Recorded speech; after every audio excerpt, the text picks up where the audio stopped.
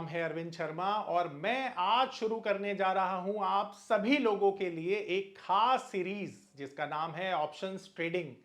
इस सीरीज में मैं आपको बताने वाला हूं ऑप्शंस की सभी बारीकियां जो आपको ध्यान रखनी चाहिए ऑप्शंस में काम करते वक्त, क्योंकि हमने देखा है बहुत सारे यंगस्टर आज के समय में ऑप्शंस की बारीकियों को बिना समझे हुए मार्केट में काम करते हैं, जिसकी वजह से उनका बड़ा नुकसान हो जाता है। तो दोस्तों, ये हम जैसे लोगों की एक मॉरल रिस्पॉन्सिबिलिटी भी है कि जो हमसे नए लोग हैं उन्हें सही ज्ञान दिया जाए और उनको सही चीजें सिखाई जाए। तो इसी रिस्पॉन्सिबिलिटी को समझते हुए मैंने ये शुरुआत की है, जिसमें मैं आपको सिखाने वाला हूं ऑप्शंस की वो सभी बारीकियां जिनको ध्यान में रखते हुए आप मार्केट में एक अच्छा पैसा कमा सकते हैं और ऑप्शन मार्केट में होने वाले नुकसान से बच सकते हैं। तो दोस्तों, आप सभी मुझसे वादा करिए कि जो चीजें मैं आपको सिखाने वाला हूं आप उन्हें अप्लाई करेंगे और अप्लाई करने के बाद ही ऑप्शंस मार्केट में काम करेंगे। और अगर आपने मुझसे ये जो वादा किया है अगर इसे निभाया तो विश्वास करिए आप एक बड़ा पैसा बनाएंगे और ऑप्शंस मार्केट में जो आपके नुकसान होते हैं उनसे भी बच पाएंगे। तो आइए शुरू करते हैं ऑप्शन मार्केट के बेसिक से। तो दोस्तों, सबसे पहले हम बात करते हैं ऑप्शंस मार्केट को समझने से पहले हम समझते हैं ऑप्शंस क्या होता है। तो दोस्तों, अगर हम ऑप्शंस की बात करें तो ऑप्शंस एक डेरिवेटिव का कॉन्ट्रैक्ट होता है जो कॉन्ट्रैक्ट बनाया गया था हेजिंग टूल के लिए, यानी कि जिन लोगों को ऑप्शंस मार्केट में हेजिंग करने की जरूरत होती है वो हेजिंग टूल की तरह इन्हें यूज कर सकते हैं। पर हमने देखा है कि आजकल ऑप्शंस को केवल स्पेक्यूलेशन का माध्यम बना दिया है और लोग स्पेक्यूलेशन करने के लिए ऑप्शंस में ट्रेड करने लगे हैं। तो दोस्तों, ऑप्शंस को अगर हम जाने डिटेल में तो ऑप्शन जो होते हैं वो दो तरह के होते हैं। सबसे पहला ऑप्शन जिसे कहा जाता है यूरोपियन ऑप्शंस। ये यूरोपियन ऑप्शंस दोस्तों वो ऑप्शंस होते हैं जो स्टैंडर्ड ऑप्शंस होते हैं, यानी कि इनका जो फाइनल सेटलमेंट होता है वो स्टैंडर्ड एक्सपायरी पर ही होता है, उसे पहले सेटल नहीं किया जा सकता, यानी इस कॉन्ट्रैक्ट को कस्टमाइज नहीं किया जा सकता। ये स्टैंडर्डाइज कॉन्ट्रैक्ट माने जाते हैं। इसीलिए हमारे इंडिया में भी यूरोपियन कॉन्ट्रैक्ट जो हैं वो ट्रेड किए जाते हैं। इसीलिए हम कॉल यूरोपियन और पुट यूरोपियन से कॉल और पुट को ट्रेड करते हैं। जबकि अगर हम बात करें अमेरिकन ऑप्शंस की तो अमेरिकन ऑप्शंस वो ऑप्शंस माने जाते हैं जो ऑप्शंस कभी भी सेटल किए जा सकते हैं, यानी कि इनकी स्टैंडर्ड एक्सपायरी नहीं होती है, ये फाइनल सेटलमेंट के लिए कभी भी अवेलेबल होते हैं। तो ये रही दोस्तों बात ऑप्शंस के टाइप की। अब हम बात करते हैं जो ऑप्शंस होते हैं वो कहां कहां लागू किए जा सकते हैं। तो आप देखेंगे कि अगर हम इक्विटी मार्केट के ऑप्शंस की बात करें तो इक्विटी मार्केट में अगर हम ऑप्शंस देखें तो इंडेक्स पर ऑप्शंस के कॉन्ट्रैक्ट को ट्रेड किया जाता है और स्टॉक्स के ऑप्शंस को भी हम स्टॉक मार्केट में यानी इक्विटी मार्केट में ट्रेड कर सकते हैं। अगर इसके अलावा हम ऑप्शंस की बात करें तो ऑप्शंस को कमोडिटी और करेंसी में भी यूज किया जाता है, पर यहां पर मैं आपको इक्विटी के ऑप्शंस की जानकारी देने वाला हूं जिससे आपको सारी चीजों की क्लैरिटी आसानी से मिलेगी कि ऑप्शंस क्या होते हैं और किस तरह से आप ट्रेड कर सकते हैं। तो यहां तक आपने देखा कि ऑप्शन जो होते हैं दो तरीके के होते हैं और ऑप्शंस को दो जगह इक्विटी मार्केट में ट्रेड किया जाता है। पहला तो इंडेक्स के ऊपर, इंडेक्स में जैसा कि हम जान सकते हैं निफ्टी के ऊपर हम इसे ट्रेड कर सकते हैं, हम बैंक निफ्टी के ऊपर इसे ट्रेड कर सकते हैं दोस्तों। तो ये जो एग्जांपल हुआ वो हुआ इंडेक्स का एग्जांपल। और साथ ही साथ अगर हम स्टॉक्स की बात करें दोस्तों तो 194 अभी की लिस्ट के हिसाब से जो स्टॉक्स हैं उनकी लिस्ट है और उन सभी पर आप ऑप्शंस में भी ट्राई कर सकते हैं। एग्जांपल के लिए हम रिलायंस इंडस्ट्री का एग्जांपल ले सकते हैं। तो रिलायंस इंडस्ट्रीज, टीसीएस, इस तरह से जो एफएनओ के शेयर्स होते हैं उन सभी पर आप ऑप्शंस में ट्रेडिंग कर सकते हैं, यानी कि आप इन्हें ट्रेड कर सकते हैं। तो दोस्तों, ये बेसिक जानकारी थी। मैं उम्मीद करता हूं कि आपको ये जानकारी बिल्कुल पूरी तरह से क्लियर हो गई होगी। आइए अब समझते हैं ऑप्शंस के कॉन्ट्रैक्ट को। ऑप्शंस के कॉन्ट्रैक्ट को समझने से पहले एक इंपॉर्टेंट चीज ये समझ लीजिए कि दुनिया में किसी भी कॉन्ट्रैक्ट को एग्जीक्यूट करने के लिए हमें जरूरत होती है बायर और सेलर दोनों की ही। ठीक उसी तरह से जब ऑप्शंस मार्केट में भी बायर और सेलर ट्रेड करते हैं तो ही कोई कॉन्ट्रैक्ट जो है वो एग्जीक्यूट माना जाता है। अब यहां पर बायर और सेलर के रोल को समझने के लिए आपको यह समझना होगा कि जो ऑप्शंस के बायर होते हैं उन्हें कॉन्ट्रैक्ट बाय करना होता है ऑप्शंस के सेलर से। अब ये जो ऑप्शंस के बायर होते हैं इनको मिल जाता है राइट, यानी कि जब आप ऑप्शंस बाय करते हैं तो आपको साथ में ट्रांसफर होता है राइट। अब इस राइट का मतलब यह हुआ कि एक्सपायरी से पहले आप अपने ऑप्शंस को कभी भी बेच कर अपने राइट को एग्जीक्यूट कर सकते हैं, और जब आप अपने राइट का यूज करेंगे तो उस पर जो होने वाला पैसा होगा यानी प्रॉफिट होगा, उसकी देने की जिम्मेदारी यानी ऑब्लिगेशन होगी सेलर के ऊपर। यानी जब भी हम ऑप्शंस को बाय करते हैं तो बायर को ट्रांसफर किया जाता है राइट, और सेलर जो ऑप्शंस को सेल करता है उसके ऊपर इस राइट को फुलफिल करने की आ जाती है ऑब्लिगेशन। तो ये हुआ ऑप्शंस जो कॉन्ट्रैक्ट है उसकी सबसे पहली जरूरत, या आप बोलेंगे कि सबसे बड़ी रिक्वायरमेंट। अब यहां पर अगर ऑप्शन मार्केट में आप काम करते हैं तो देखिए दोस्तों, जब भी ऑप्शन मार्केट में हम काम करते हैं तो बहुत जरूरी हो जाता है हमारे व्यू का क्लियर होना। अब किसी भी चीज को ट्रेड करने के लिए हमें जरूरी होता है अपने व्यू को क्लियरली आइडेंटिफाई करना। अब जो हमारा व्यू होता है वो दो तरीके का हो सकता है। तो नॉर्मल केस में अगर हम बात करें तो मार्केट में हमारे दो व्यू हो सकते हैं। पहला व्यू हो सकता है हमारा बुलिश, जहां पर हम ये आइडेंटिफाई करते हैं कि मार्केट को ऊपर जाना चाहिए, और जहां पर मार्केट में थोड़े से डाउनसाइड मूव आते हैं उसे हम कहते हैं बेरिश। यानी कि मार्केट में दो तरह के व्यूज होते हैं, बुलिश और बेरिश। अब सबसे पहली इंपॉर्टेंट एस्पेक्ट ये है ऑप्शंस मार्केट में ट्रेड करने के लिए कि आपको अपने व्यू को क्लियरली डिफाइन करना है कि आप मार्केट को ऊपर जाते हुए देखना चाहते हैं या नीचे जाते हुए। तो यहां पर अगर आप मार्केट पे एक ऊपर का यानी कि अपसाइड में ट्रेड लेना चाहते हैं तो आपका व्यू है बुलिश, और अगर आप डाउनसाइड का यानी गिरावट का ट्रेड लेना चाहते हैं तो आपका व्यू है बेरिश। अब यहां पर ऑप्शंस में दो तरह के कॉन्ट्रैक्ट बनाए जाते हैं। पहले कॉन्ट्रैक्ट को हम कहते हैं कॉल ऑप्शंस कॉन्ट्रैक्ट। अब दोस्तों ये कॉल ऑप्शन का कॉन्ट्रैक्ट जो है ये वो कॉन्ट्रैक्ट है जिसको एक बायर बुलिश व्यू के साथ बाय करता है। यानी कि यहां पर अगर आप कॉल ऑप्शंस को बाय करेंगे तो आपका जो व्यू है वो बुलिश माना जाएगा दोस्तों। सबसे बड़ी बात, तो अगर आप ऑप्शंस में कॉल ऑप्शन को बाय करते हैं तो आपका व्यू हो जाएगा बुलिश। अब यहां पर ध्यान देने वाली बात एक और है कि मैंने अभी कुछ देर पहले आपको बताया कि अगर आप ऑप्शंस में काम करते हैं तो ट्रेड को एग्जीक्यूट करने के लिए बायर और सेलर का होना जरूरी है। तो यहां पर अगर आप बाय करते हैं तो सामने से सेलर का होना जरूरी है। तो मान लीजिए कि अगर कोई ऑप्शन को सेल करता है, यानी ऑप्शन का जो सेलर है उसका व्यू आपसे ऑपोजिट होना चाहिए, तभी आप मार्केट में ट्रेड ले पाएंगे। तो अगर ऑप्शंस को यानी कॉल ऑप्शन को आप बाय करते हैं तो आपका व्यू है बुलिश, और अगर आप कॉल ऑप्शन को सेल करते हैं तो आपका व्यू है बेरिश। मैं समझता हूं कि यहां तक आपको चीजें बहुत ही क्लियर हो गई होंगी और आपको समझ में भी आया होगा कि ऑप्शंस मार्केट में कॉल ऑप्शंस में जब हम बाय करते हैं तो बुलिश व्यू होता है, और कॉल ऑप्शन को जब सेल करते हैं तो बेयरिश व्यू होता है। अब यहां पर बात करते हैं दूसरा जो कॉन्ट्रैक्ट होता है उसे कहा जाता है पुट ऑप्शन। अब पुट ऑप्शन में दोस्तों अगर आप पुट ऑप्शंस के कॉन्ट्रैक्ट को बाय करते हैं तो आपका जो व्यू है वो बेरिश माना जाता है। यानी कि अगर आप पुट ऑप्शन को बाय करते हैं तो आपका व्यू होगा बेरिश। यानी बेरिश व्यू वाले जो भी ट्रेडर होते हैं वो पुट ऑप्शन को करते हैं बाय। अब पुट ऑप्शन को अगर आप बाय करते हैं तो सामने से सेलर का होना भी जरूरी है।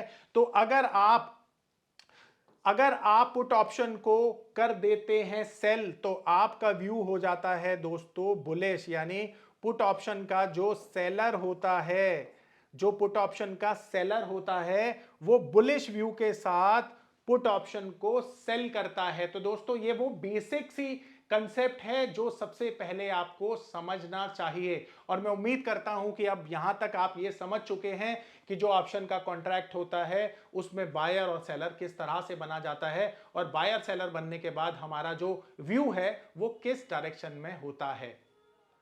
अब दोस्तों बहुत ही इंपॉर्टेंट एस्पेक्ट कि जब हम ऑप्शंस में काम करते हैं तो या तो हमारा रोल होता है ऑप्शंस बाइंग करने का, या फिर हमारा रोल होता है ऑप्शन को सेल करने का। तो अगर हम ऑप्शंस में बाइंग करते हैं, यानी कि अगर हम कॉल ऑप्शन या पुट ऑप्शन को बाय करते हैं, तो हमें पे करना होता है प्रीमियम। अब दोस्तों आप देखेंगे कि यहां पर जो बायर होता है उसको प्रीमियम देना पड़ता है, और ये जो प्रीमियम है इसकी ब्यूटी ये होती है कि ये बहुत ही कम कीमत पर भी अवेलेबल होते हैं। अब अक्सर हमने देखा है कि मार्केट में जो यंगस्टर होते हैं जिनके पास बहुत ज्यादा पैसे नहीं होते हैं, वो मजबूरी वश भी छोटे छोटे जो प्रीमियम होते हैं उनको बाय कर लेते हैं, क्योंकि यहां पर जब हम ऑप्शंस को बाय करते हैं तो इसके लिए बहुत ज्यादा पैसे हमें नहीं देने पड़ते हैं।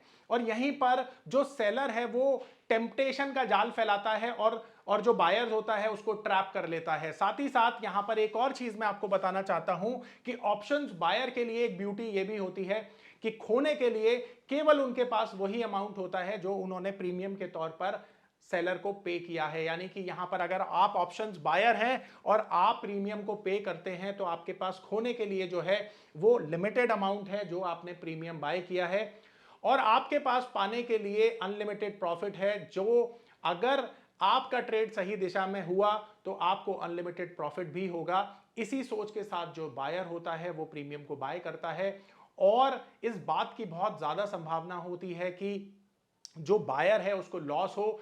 जितना हमने अपने एक्सपीरियंस में देखा है कि ऑप्शन जो बायर है उसके हारने की संभावना होती है 90%। अब क्यों 90% होती है ये मैं अभी थोड़ी देर में आपके साथ डिस्कस करने वाला हूं, पर यहां पर आपने समझना यह है कि ऑप्शंस जो बायर हैं वो 90% लॉस करने की प्रोबेबिलिटी के साथ मार्केट में आते हैं, और ये अटल सत्य है कि ज्यादातर केसेस में हम देखते हैं कि ऑप्शन बायर का लॉस होता है। इसीलिए जो स्मार्ट मनी होती है वो ऑप्शंस को सेल करती है, और उसकी जो विनिंग पॉसिबिलिटी होती है वो 90% होती है।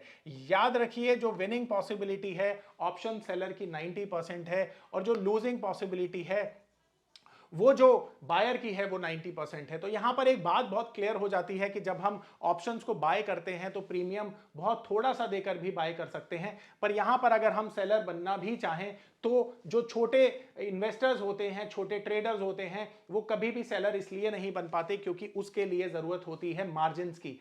अब दोस्तों ये वो मार्जिन है जो फ्यूचर्स में भी यूज किया जाता है। जैसा हम जानते हैं जो फ्यूचर के कॉन्ट्रैक्ट में हम जितना पैसा देकर हम ट्रेड करते हैं, लगभग उतना ही पैसा जब हम ऑप्शंस को सेल करते हैं तो हमें मार्जिन के तौर पर दिया जाता है। अब यहां पर क्योंकि कम पैसा होने की वजह से ऑप्शन जो बायर है वो बाइंग में ट्रैप हो जाता है, और सेलर इसी का फायदा उठाते हुए सेल करता है। इसीलिए हम देखते हैं कि जो इंस्टीट्यूशंस होते हैं वो ऑप्शन सेलिंग करते हैं। अब यहां पर आपने ये समझा कि ऑप्शन बाइंग के लिए हमें प्रीमियम की जरूरत होती है और ऑप्शन सेलिंग के लिए हमें मार्जिन की जरूरत होती है, क्योंकि हमें ज्यादा पॉसिबिलिटी है जीतने की ऑप्शंस सेलिंग में। बावजूद उसके बहुत सारे लोग ऑप्शन सेलिंग इसलिए नहीं कर पाते हैं क्योंकि उनके पास लिमिटेड कैपिटल होता है। तो लिमिटेड कैपिटल से आप सेलिंग नहीं कर सकते हैं। ये एक मेन वजह है ऑप्शंस में ऑप्शंस बायर के लूज करने की। आइए दोस्तों आप बात करते हैं ऑप्शन बायर और सेलर्स की, कि ऑप्शंस बाइंग और सेलिंग किस तरह से की जाती है। तो दोस्तों यहां पर आप नजर डालिए, अगर आप ऑप्शंस को बाइंग करते हैं यानी अगर आप ऑप्शन बायर हैं तो आपको प्रीमियम पे करना पड़ता है, और प्रीमियम जैसा कि हम जानते हैं बहुत सस्ते भी मार्केट में आते हैं। अगर हम यहीं पर बात करें ऑप्शन सेलर की, तो ऑप्शन सेलिंग के लिए दोस्तों एक बड़े कैपिटल की जरूरत पड़ती है जो कि छोटे निवेशकों के पास ना होने की वजह से वो ऑप्शंस को सेल नहीं कर पाते हैं। तो अगर आप ऑप्शन सेलर हैं तो आपको मार्जिन पे करना पड़ता है। अगर हम यहां पर बात करें, यहां पर ऑप्शंस बायर के साथ जो ब्यूटी होती है वो ये कि अगर आपका जो मैक्सिमम लॉस हुआ तो वो प्रीमियम से ज्यादा नहीं हो सकता, यानी कि जो प्रीमियम आपने पे किया है उससे ज्यादा आपका लॉस नहीं हो सकता। और यहीं अगर हम बात करें ऑप्शन सेलर के लिए, तो ऑप्शन सेलर के लिए जो जो जो लॉस होता है वो अनलिमिटेड होता है। अनलिमिटेड इस वजह से होता है दोस्तों कि अगर मान लीजिए यहां पर ऑप्शंस बायर का अनलिमिटेड प्रॉफिट हुआ तो वो कौन पे करेगा, वो पे करेगा ऑप्शन सेलर। इसीलिए उससे मार्जिन पहले ही डिपॉजिट करा लिया जाता है। तो यहां पर आप देखेंगे कि ऑप्शंस बायर का जो प्रॉफिट है वो अनलिमिटेड है, इसी तरह से जो ऑप्शंस सेलर का जो प्रॉफिट होता है वो लिमिटेड होता है। अब आपके दिमाग में एक सवाल आ सकता है कि अगर ऑप्शन सेलर का जो प्रॉफिट है वो लिमिटेड है और उसका रिस्क अनलिमिटेड है, तो बावजूद इस बात के कि वो इस फैक्ट को जानता है कि वो अनलिमिटेड लॉस बियर करेगा अगर उसका लॉस हुआ तो क्यों वो ऑप्शन सेलिंग कर रहा है? तो यहां पर मैं इसका जवाब आपको पहले ही दे चुका हूं कि इस बात की संभावना बहुत ज्यादा है कि ऑप्शंस मार्केट में जो ऑप्शन सेलर है उसकी जीत 90% तय है और ऑप्शंस बायर की जो जीत है वो केवल 10% है। तो इसी होप में जो स्मार्ट मनी होती है वो ऑप्शन सेलिंग करती है और ऑप्शंस बायर को ज्यादा करके ट्रैप करके मार्केट में लॉस दिए जाते हैं ऑप्शन सेलर के द्वारा। आइए दोस्तों अब सबसे इंपॉर्टेंट एस्पेक्ट के बारे में बात करते हैं जिसका नाम है ऑप्शंस प्रीमियम। अब ऑप्शंस प्रीमियम क्या है, कैसे डिसाइड किए जाते हैं और सबसे ज्यादा परेशानी उन लोगों को होती है जो ऑप्शंस प्रीमियम के पीछे की साइकोलॉजी को बिना समझे ऑप्शंस को ट्रेड करते हैं, तो अक्सर उनके बड़े बड़े लॉसेस हो जाया करते हैं। अब यहां पर ध्यान से समझिए दोस्तों कि ऑप्शंस प्रीमियम कैसे निकाले जाते हैं। तो यहां पर जैसा आप देख सकते हैं ऑप्शंस प्रीमियम में दो कंपोनेंट होते हैं जिसे कहा जाता है इंट्रिंसिक वैल्यू और टाइम वैल्यू। अब यहां पर सबसे बड़ी बात यह है कि ये जो इंट्रिंसिक वैल्यू है इसका एक फॉर्मूला होता है जिसे आप मार्केट में निकाल सकते हैं, जिसके लिए हमें जरूरत होती है कॉल ऑप्शंस की इंट्रिंसिक वैल्यू निकालने की, स्पॉट माइनस स्ट्राइक। तो अगर यहां पर हम स्पॉट की बात करें तो स्पॉट दोस्तों मार्केट प्राइस को बोला जाता है। हम एग्जांपल के लिए यहां पर ये मान लेते हैं कि जो निफ्टी है, निफ्टी का जो मार्केट में प्राइस है वो है 17,700, तो हमारे लिए ये जो 17,700 का प्राइस है इसी को हम स्पॉट मानेंगे। अब यहां पर आपको ऐसा लगता है कि मार्केट ऊपर जानी चाहिए और यहां पर आप निफ्टी की अगर स्ट्राइक को खरीद लेते हैं, मान लीजिए 17,800, तो हमारे लिए ये स्ट्राइक हो सकती है। तो यहां पर आप देखेंगे कि जो कॉल ऑप्शन का फॉर्मूला है यानी इंट्रिंसिक वैल्यू को निकालने का फॉर्मूला है कॉल ऑप्शन की, वो है स्पॉट माइनस स्ट्राइक। इसका मतलब हुआ कि अगर हम स्पॉट में से माइनस कर देंगे स्ट्राइक को तो जो भी वैल्यू निकल के आएगी वही होगी हमारी इंट्रिंसिक वैल्यू। अब यहां पर देखने वाली बात यह होगी कि अगर हम पुट साइड पे इंट्रिंसिक वैल्यू निकालते हैं तो यहां पर हमें फॉर्मूले को उल्टा कर देना है, यानी कि हमारे लिए जो स्ट्राइक माइनस स्पॉट होगा वो निकाल के देगा इंट्रिंसिक वैल्यू को। तो आपने देखा कि इंट्रिंसिक वैल्यू को हम इस फॉर्मूले के साथ निकाल सकते हैं। अब यहां पर बात करते हैं टाइम वैल्यू की। दोस्तों सबसे बड़ा फैक्टर ऑप्शंस प्रीमियम में माना जाता है टाइम वैल्यू। दोस्तों आपने एक कहावत तो जरूर सुनी होगी कि बीता हुआ समय लौट के नहीं आता, ठीक उसी तरह से ऑप्शंस मार्केट में जो सबसे बड़ा रिस्क है वो है टाइम रिस्क। दोस्तों मार्केट में हम देखते हैं कि मार्केट को कहा जाता है कि टाइम नहीं किया जा सकता है। अब यही बात ऑप्शंस प्रीमियम के लिए बहुत ही सटीक बैठती है, क्योंकि हमने देखा है कि अगर आप किसी भी ऑप्शंस को बाय करते हैं और आपका टारगेट आपके टाइम के हिसाब से, यानी कि आप अगर ये सोचते हैं कि कल निफ्टी का लेवल जो है 500 पॉइंट ऊपर या 200 पॉइंट ऊपर होना चाहिए और निफ्टी कल के दिन 200 पॉइंट या 500 पॉइंट ऊपर नहीं जाती है, तो यहां पर ये सबसे बड़ा रिस्क हो जाएगा। अब आप भी एक बात जानते हैं, मैं भी एक बात जानता हूं कि अगले 10 दिन, 15 दिन या 20 दिन का व्यू हम ले सकते हैं और उसमें मार्केट को एक डायरेक्शन भी दे सकते हैं, पर क्योंकि ऑप्शंस मार्केट में जो टाइम होता है ये सबसे बड़ा रिस्क होता है। यानी कि जिस दिन आप चाहें कि मार्केट का लेवल ये हो और उस दिन मार्केट का लेवल वो नहीं हुआ, तो यही टाइम का सबसे बड़ा रिस्क है। दोस्तों ऑप्शंस प्रीमियम को ट्रेड करते वक्त आपने ये ध्यान में रखना है कि जो आपके टारगेट्स हैं वो टाइमली आने चाहिए। अगर वो टाइमली नहीं आएंगे तो ये जो प्रीमियम में टाइम का कंपोनेंट है ये डेली बेसिस पर डीके होता चला जाएगा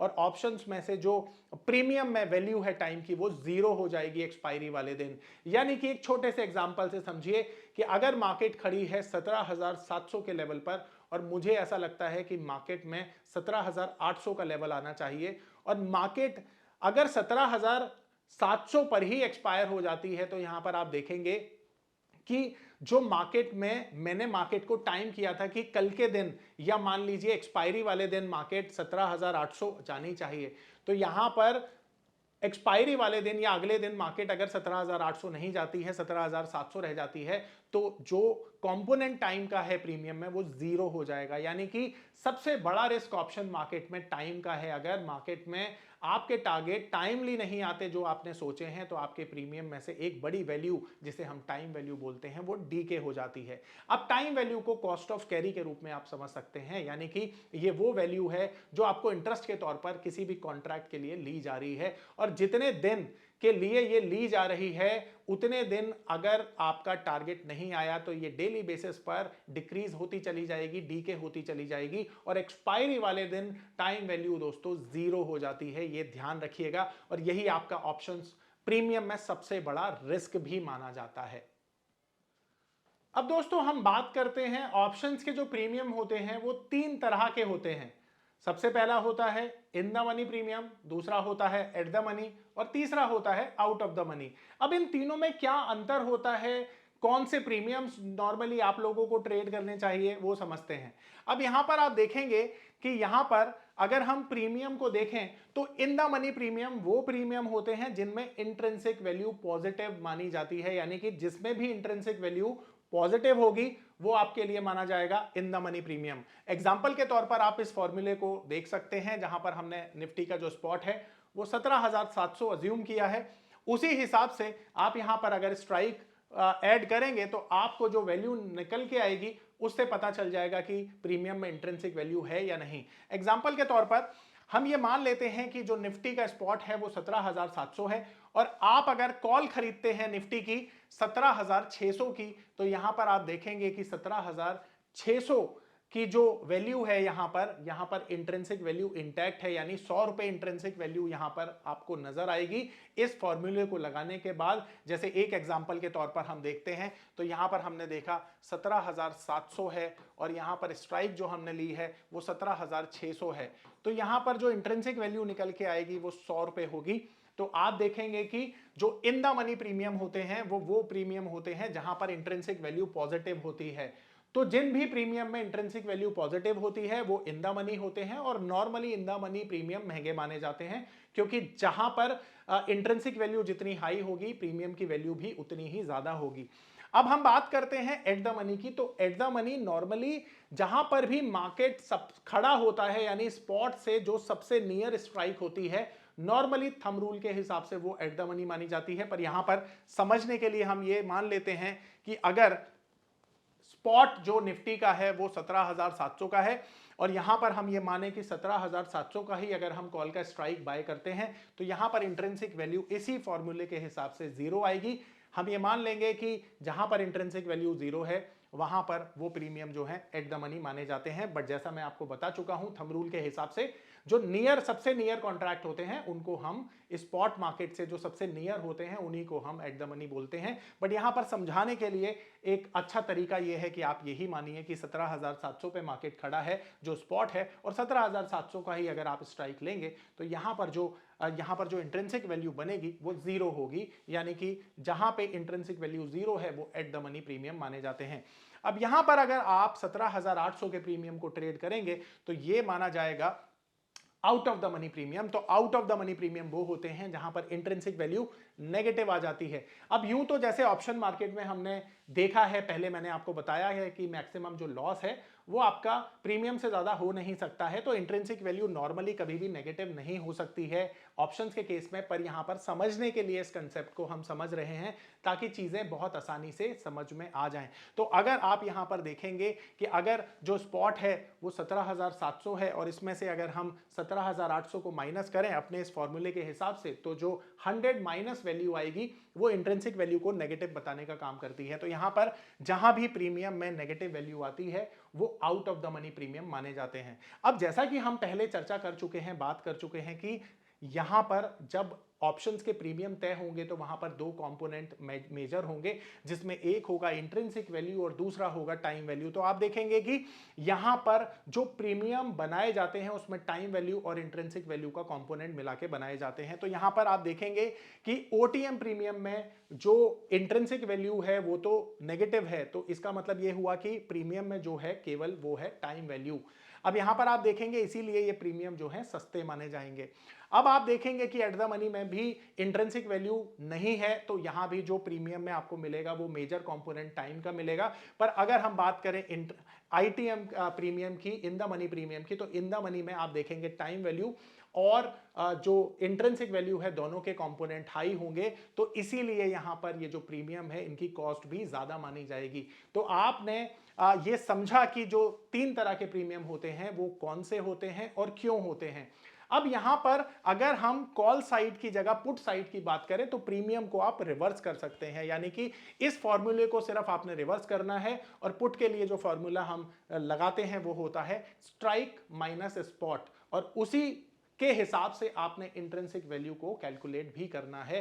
तो मुझे उम्मीद है कि आप लोगों को यह कंसेप्ट समझ में आया होगा कि इंट्रिंसिक वैल्यू को कैसे निकाला जाता है और in the money, at the money, out of the money premium जो होते हैं वो कौन से होते हैं। अब दोस्तों, ऑप्शंस प्रीमियम को बारीकी से समझने के लिए यहां पर मैंने आपको बताने की कोशिश की है कि ऑप्शंस प्रीमियम में जो टाइम वैल्यू का रिस्क है वो किस तरह से मेजर किया जा सकता है। तो आप देखेंगे कि ऑप्शंस का प्रीमियम हम समझ चुके हैं, दो चीजों से मिलकर बनता है। पहला होता है इंट्रिंसिक वैल्यू, दूसरा होता है टाइम वैल्यू। तो यहां पर हमारे सामने मैंने आपको एक एग्जांपल के तौर पर समझाने के लिए लिया है। मान लेते हैं कि हमारा किसी भी स्ट्राइक का जो प्रीमियम है वो 150 रुपए हमने पे किया है।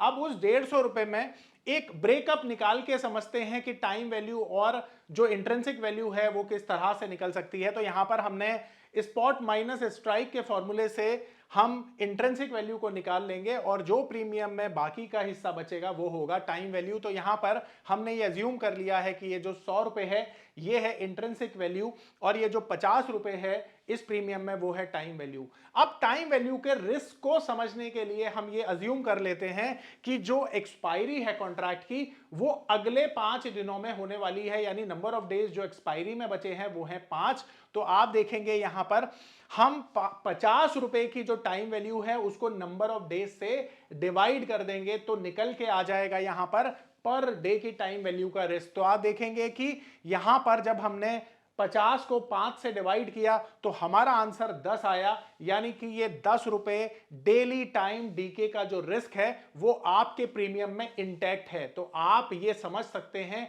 कि अगर मार्केट मूव नहीं करती है या करती भी है तो भी ये 10 रुपए तो आपके प्रीमियम में से डीके होंगे ही होंगे। ये एक अटल सत्य है कि टाइम वैल्यू डिक्रीज होगी ही होगी। तो ऑप्शंस बायर के लिए ये सबसे बड़ा रिस्क होता है ऑप्शंस ट्रेडिंग में कि जो टाइम वैल्यू होता है ये सबसे ज्यादा नेगेटिव फैक्टर माना जाता है ऑप्शंस बायर के लिए। और जब टाइम वैल्यू डीके होती है तो इसी का बेनिफिट उठाता है ऑप्शन सेलर, क्योंकि ऑप्शन सेलर की जेब में जाती है ये टाइम वैल्यू। अब यहां पर एक सवाल जो आपके दिमाग में आ सकता है कि ऑप्शंस को हम किस तरह से ट्रेड कर सकते हैं।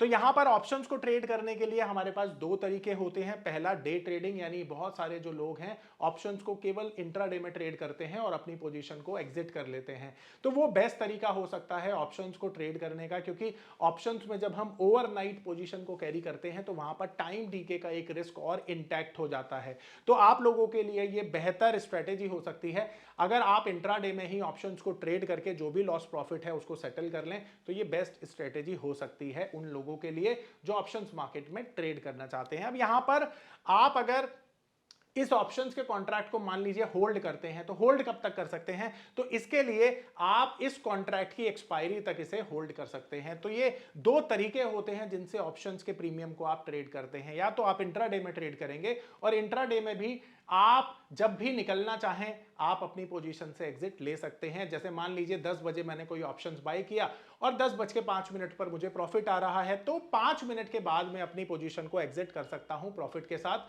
किसी तरह की कोई ऑब्लिगेशन बायर के पास नहीं है कि बायर जब चाहे तब अपनी पोजीशन से निकल सकता है। तो यहां पर आप देखेंगे कि अगर आपको ऑप्शंस को कैरी करना है तो कैरी करने की एक लिमिट क्या है कि जब तक एक्सपायरी नहीं होती है इस कॉन्ट्रैक्ट की तब तक आप इसे कैरी कर सकते हो। एग्जांपल के तौर पर अगर 29 मार्च की जो ऑप्शंस है उसकी जो एक्सपायरी है तो जो मंथली कॉन्ट्रैक्ट की अगर आपने ऑप्शंस को बाय किया हुआ है तो मंथली कॉन्ट्रैक्ट में आप ऑप्शंस को 29 मार्च तक ही 3:30 बजे एक्सपायरी हो जाएगी, तब तक आप इस कॉन्ट्रैक्ट को केवल और केवल होल्ड कर सकते हैं और उसके बाद ये जब कॉन्ट्रैक्ट एक्सपायर हो जाएगा तो आपको अपनी पोजीशन से निकलना होगा। अब यहां पर एक बात मैं जो आपको बताना चाहता हूं कि अगर आप इंडेक्स पर ट्रेड करते हैं तो इंडेक्स पर ट्रेडिंग करने के बाद अगर आप अपनी पोजीशन को एज इट इज छोड़ देते हैं और आपकी जो पोजीशन है वो इन द मनी एक्सपायर होती है तो एक्सचेंज थोड़ी बहुत पेनल्टी आप पर लगा सकता है, यानी कि 100, 50, 500 रुपए ये आप पर लगाए जा सकते हैं एज अ पेनल्टी अगर इन द मनी आपकी कोई भी कॉल या पुट एक्सपायर होती है। पर अगर वो out of the money expire होती है तो आप उसे कवर नहीं भी करते तो कोई परेशानी नहीं है, आप पर किसी तरह की कोई पेनल्टी नहीं लगाई जाएगी। बट यहां पर समझने वाली बात यह है कि जो स्टॉक्स होते हैं बहुत सारे, उनमें कंपलसरी डिलीवरी जो होती है वो एक्सचेंज की तरफ से होती है। तो ये मेक श्योर करिए कि जब एक्सपायरी है तो एक्सपायरी से पहले ही आप अपनी पोजीशंस को पूरी तरह से एग्जिट कर दें, क्योंकि अगर आप एग्जिट करना भूल गए और एक्सपायरी में वो जो कॉन्ट्रैक्ट है वो कंपलसरी डिलीवरी में आ गए तो आपको एक मोटा नुकसान हो सकता है, क्योंकि आपको वो डिलीवरी लेनी पड़ेगी या तो, और अगर आपके पास डिलीवरी के पैसे नहीं होंगे तो एक्सचेंज आप पर एक हैवी पेनल्टी लगा सकता है। तो ये चीज ध्यान में रखने वाली होती है। तो यहां पर आपको समझ में आया कि ये जो प्रीमियम है किस तरह से बना है, प्रीमियम की टाइम वैल्यू को किस तरह से निकाला जाता है और क्या होता है प्रीमियम बाय करने का रिस्क। अब दोस्तों बात करते हैं कि अगर आप पोजिशनल काम करते हैं ऑप्शंस में तो आपके लिए जो रिस्क होता है वो एनालाइज करने का सबसे आसान तरीका है कि आपको यह पता होना चाहिए कि आपका ब्रेक इवन पॉइंट कौन सा है। अब ब्रेक इवन पॉइंट की अगर हम बात करें तो ब्रेक इवन पॉइंट वो पॉइंट होता है जहां पर आपका दिया हुआ प्रीमियम आपको वापस मिल जाता है, यानी वो प्रीमियम जहां पर, वो लेवल जहां पर आपको कोई भी नुकसान या फायदा नहीं होता है, आपका प्रीमियम आपको वापस मिल जाता है, उसको हम ब्रेक इवन पॉइंट बोलते हैं। अब यहां पर ब्रेक इवन का दोस्तों एक सिंपल सा फॉर्मूला होता है। अगर आप कॉल को बाय करते हैं तो आपके लिए ब्रेक इवन निकलेगा स्ट्राइक में से, अगर आप प्लस कर देंगे प्रीमियम को तो वो पॉइंट होगा आपके लिए ब्रेक इवन का। और इसी तरह से अगर आप पुट का ब्रेक इवन निकालेंगे तो जो स्ट्राइक होगी उसमें माइनस करना होगा आपको जो प्रीमियम आपने पे किया है, आपका ब्रेक इवन निकल जाएगा। तो अगर आप पोजिशनली काम करते हैं तो यहां पर आपको यह ध्यान में रखना है कि मार्केट की जो एक्सपायरी है आपके ब्रेक इवन के ऊपर या नीचे होगी, तभी आपको मुनाफा होगा पोजिशनल कॉल में। तो यहां पर ये इस तरीके से आप अपने रिस्क को आइडेंटिफाई कर सकते हैं कि अगर इस लेवल के मार्केट ऊपर जाता है तभी मेरा प्रॉफिट होगा, या इस लेवल के नीचे जाता है तभी मेरा लॉस होगा। अब यहां पर देखने वाली बात यह है कि एक एग्जांपल से समझते हैं।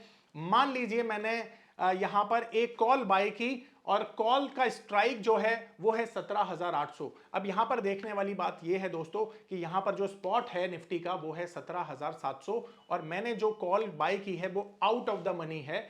तो यहां पर इसका जो प्रीमियम मैंने पे किया है वो है 50 रुपए का।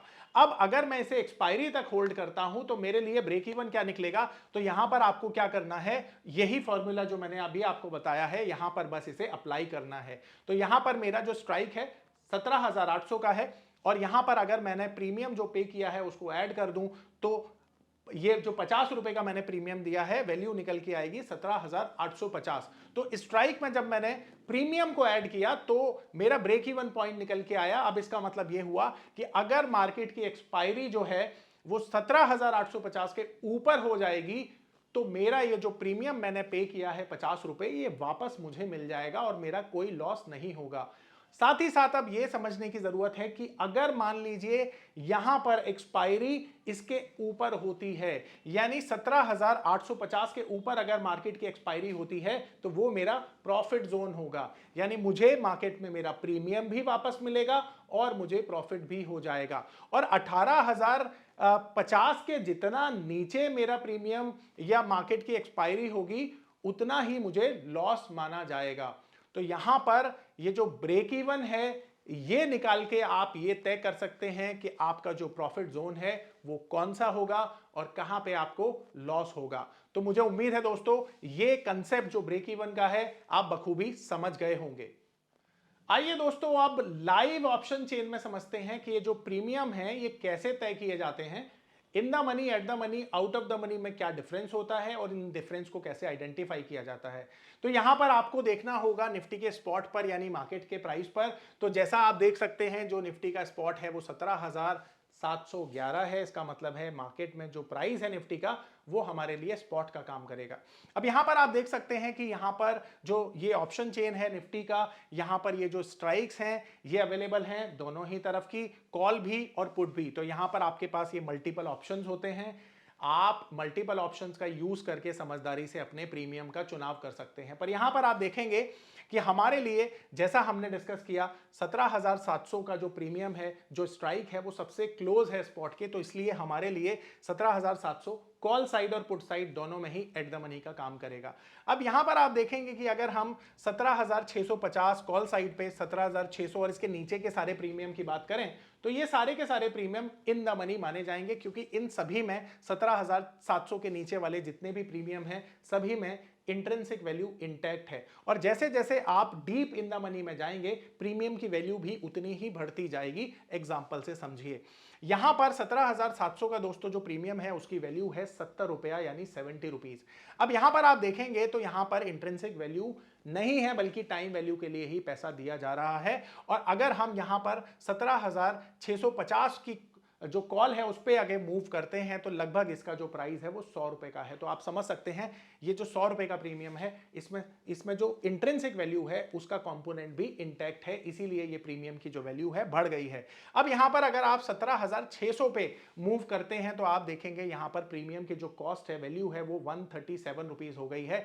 तो आप देखेंगे यहां पर कि एट द मनी की तुलना में अब ये जो प्रीमियम है जस्ट डबल प्रीमियम, जो डबल वैल्यू है उसकी बन गई है। तो ये डबल वैल्यू बनने का जो रीजन है उसी को हम इंट्रिंसिक वैल्यू बोलेंगे, जो हम पहले डिस्कस कर चुके हैं। स्ट्राइक माइनस स्पॉट और स्पॉट माइनस स्ट्राइक। कॉल के केस में स्पॉट माइनस स्ट्राइक का फॉर्मूला अगर हम लगाएंगे तो हमें ये इंट्रिंसिक वैल्यू निकालने को मिल जाएगी और हमें समझ में आ जाएगा कि ये जो प्रीमियम है क्यों महंगे होते चले जाते हैं डीप इन द मनी के। तो डीप इन द मनी में आप देखेंगे कि जो इंट्रिंसिक वैल्यू है वो बढ़ती चली जाएगी, जिसकी वजह से जो कॉल के प्रीमियम है वो भी बढ़ते चले जाएंगे।